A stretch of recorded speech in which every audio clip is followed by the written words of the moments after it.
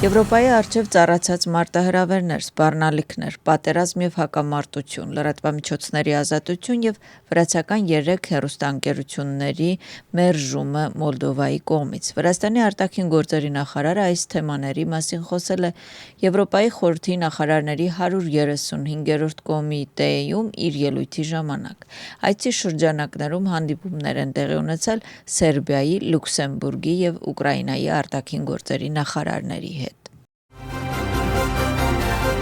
ԻՄԵԴ-ի, Պոստիվի և Ռուսթավի օրի հեռուստաընկերությունները չեն կարողանա լուսաբանել նախարարների կաբինետի նիստը Մոլդովայում։ Եվրախորհրդարանը 1 տարով արգելել է ԻՄԵԴ-ի հեռուստաընկերության գործունեությունը, իսկ Մոլդովան առանց պարզաբանելու մերժել է ԻՄԵԴ-ի, Ռուսթավի օրի և Պոստիվի հեռուստաընկերությունների հավատարմագրումը։ Իշխող թիմը կտրուկ քննադատում է Եվրախորհրդարանի և Մոլդովայի որոշումը և հայտարարում, որ սա վրեժխնդրություն է վրաց ժողովրդի նկատմամբ։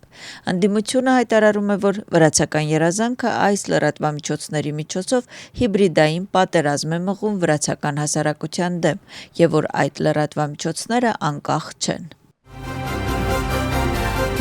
Ենթակառուցվածքային նախագծերի կանոնակարգում պատրաստվել է փոփոխությունների փաթեթ։ Նպատակն է ընդունել ավելի որակյալ, կայուն և ժամանակին իրականացվող ենթակառուցվածքային նախագծեր։ Նախաձեռնությունը կնպաստի գործընթացի բարելավմանը, նախագծերի կասեցման ռիսկերի նվազեցմանը և շինարարության ոլորտում ավելի կայուն և պատասխանատու միջավայրի ստեղծմանը։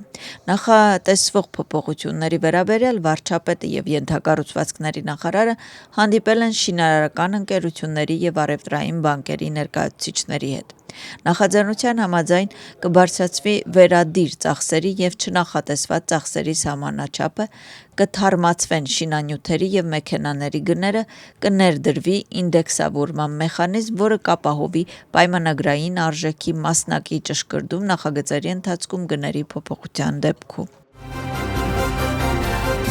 Կասպիի գործարանում մեկնարկվում է $70 միլիոն արժողությամբ նոր ներդրումային նախագիծ։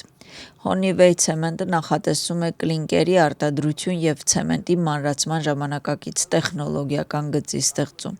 Նորարարությունը մասամբ կօգտագործի առկա ենթակառուցվածքներ և կկարողանա տարեկան արտադրությունը 400,000 տոննայով ավելացնել։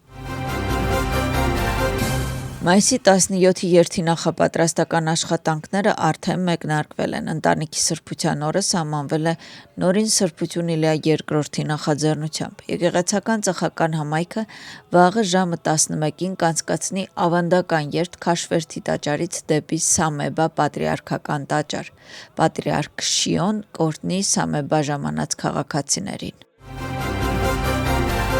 Ընդդիմադիր դաշինքը հանրահավաքի և դռնեդուր քարոզչության նախապատրաստական աշխատանքներին զուգահեռ մշակում է արտահերթ ընտրություններին մասնակցելու ծրագիրը։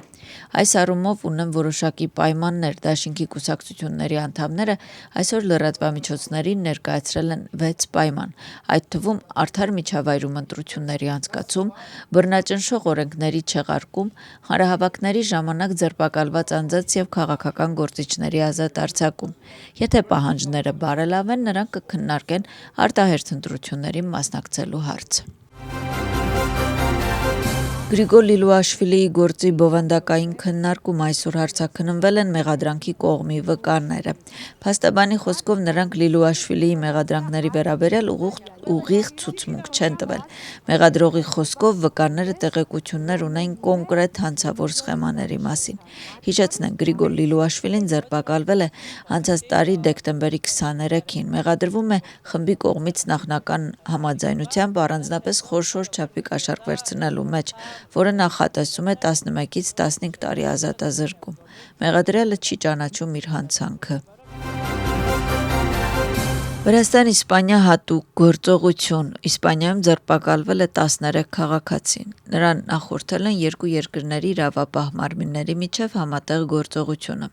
Գերատեսչությունները այս գործերի բացահայտման համար աշխատել են 1 տարի։ Հետաքննությամբ պարզվել է, որ հանցավոր խմբի անդամները ներգրավված են եղել Իսպանիայի տարբեր շրջաններում բնակարանային 27 գողությունների մեջ։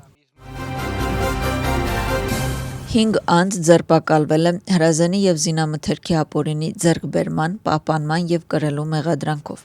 Ոստիկանության գործողությունները իրականացվել են Թբիլիսի, Աջարիայի և Իմերեթիի ոստիկանական բաժինների աշխատակիցների կողմից։ Մեղադրյալների անձնական և բնակելի տների խուզարկությունների արդյունքում որպես ապացույց առևանգել են տարբեր մոդելների հրազեն և զինամթերք, ձերբակալվածներից մեկի մոտից առևանգել են նաև թմրանյութ։ Հանցագործությունը նախատեսում է 7 տարի ժամկետով ազատազրկում։ Գիրչի կուսակցությունը խոսում է Թբիլիսիի կայանատեղերի ենթակառուցվածքների բարելավման նախաձեռնության մասին։ Գեորգի Գվենետաձեն և Դավիթ Փանջիկիձեն մատնանշում են մեքենաների քանակի և կայանատեղերի միջև կրիտիկական անհավասարակշռությունը։ Նրանց բացատրության համաձայն նախաձեռնության նպատակն է ավելացնել կայանատեղերը կանոնակարգերի պարզեցման և այլ միջոցառումների իրականացման միջոցով։